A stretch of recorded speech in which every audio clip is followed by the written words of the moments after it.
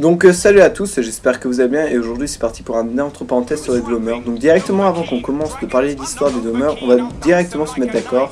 Malgré leur nom, les Dwemer ne sont pas des nains, c'est-à-dire des gens de petite taille. Donc voici à quoi ressemble un Dwemer. Il faut savoir qu'il est presque aussi grand qu'un Atmer, c'est-à-dire la race la plus grande de toute la moyenne. Mais il y a deux raisons à ce nom, la première étant que ce soit une race de géants qui est vue pour la première fois des Dwemer. Donc malgré leur grande taille par rapport aux humains, les Dwemer restent quand même des personnes de petite taille face à des géants. Donc les gens les ont appelés les nains et ce nom s'est répandu. La deuxième version est que les nains se prennent pour des dieux déchus, donc ils se sont appelés comme ça pour montrer qu'ils sont au minimum de leur puissance. Étant donné qu'ils se prennent pour des dieux, les nains sont athées et n'hésitent pas à utiliser des objets qui sont sacrés pour d'autres civilisations. Malgré leur athéisme, les Dwemer ont des prêtres tels que le chef architecte tonal du clan Resdain qui se nomme Kagrenak. Car comme les trois grandes maisons Dwemer, il y a aussi deux clans principaux Dwemer.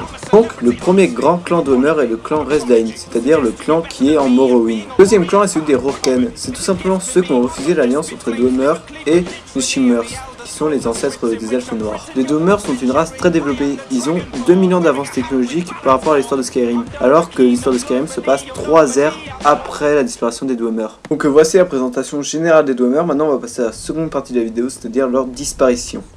La race Dwemer a disparu en l'an 700 de la première ère durant la première guerre du Conseil qui opposa les Shimmers aux Dwemer. La cause de cette guerre est la création du Numidium, un golem Dwemer géant qui a pour réacteur le cœur de l'Orcan, c'est-à-dire le cœur d'un dieu.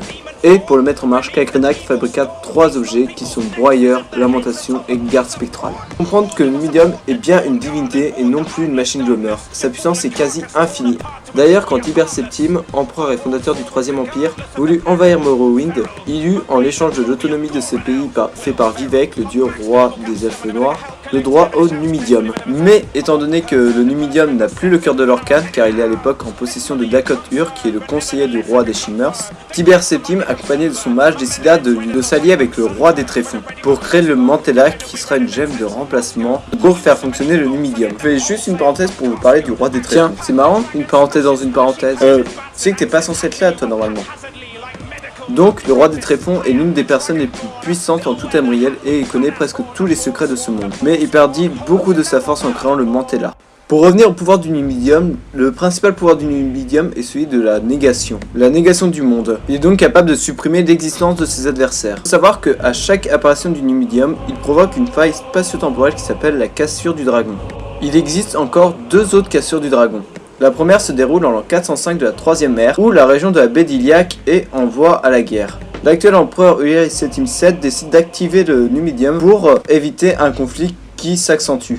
Donc l'activation du Numidium provoqua une cassure du dragon, qui s'appela le voile de l'Ouest et qui créa quelques données contradictoires, dont la duplication du Mantella en 7, qui fut donné à 7 personnes différentes qui sont Uriel Septime VII, le roi des Tréfonds, le roi des Vers, le roi Gothwok des Orques, la reine Akoriti des Sentinelles, le roi Gotthir de Dagfilante et le roi Idewar de Refuge.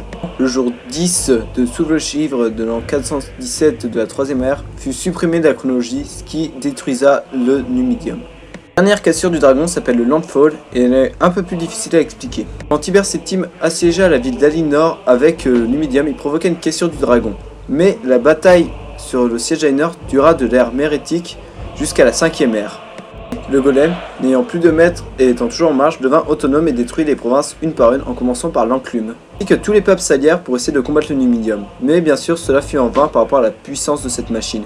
D'ailleurs, certains peuples comme les Kashyyyts ou les Elfes Noirs décidèrent de quitter Nirn et de stationner sur Master. Même le Nerevarine aux commandes de l'Akulukan, qui est la copie conforme du Numidium, n'arriva pas à battre la machine originale. Même les dieux essayèrent de battre cette machine, mais cela fut en vain car elle est vraiment invincible. Finalement, en l'an 511 de la 5e ère, qu'un elfe noir nommé Jubal Lunsun réussit à battre le Numidium en lui faisant dire le mot oui.